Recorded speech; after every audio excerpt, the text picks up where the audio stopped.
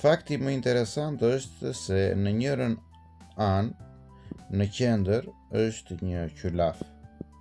Edhe më çudit pasi feste është një sinonim apo i ngjashëm i qylafit, që përdoret në disa vende afrikane dhe lindje të afërt apo dhe të mesme.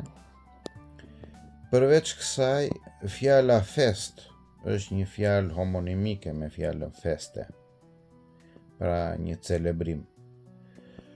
Gjithashtu është e qartë se festja dhe shumë kësulla të tjera simbolizojnë universin, qiellin, dhe fjala qeleshe lidhet, për shembull në shqip, me fjalën qiell. Po ashtu nga ana tjetër, në qendër është një lule me 8 petale që simbolikisht tregon të vërtetën.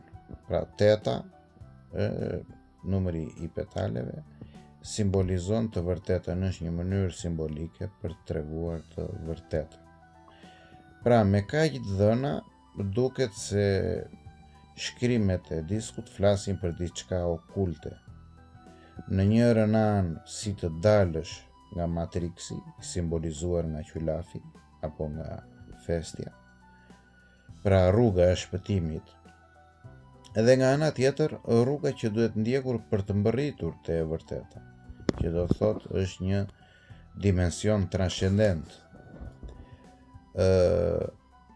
Kjo të bën të mendosh se leximi bëhet ndryshe për secilën faqe, duke nisur nga njëra anë, fillon nga qendra në periferi për të dalë nga matriksi, pra duke filluar nga qylafi,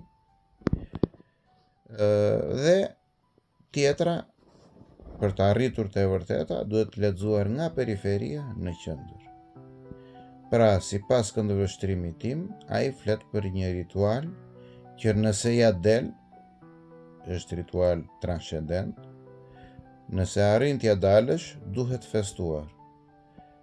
Unë ju uroj edhe juve të arrini diçka të tillë.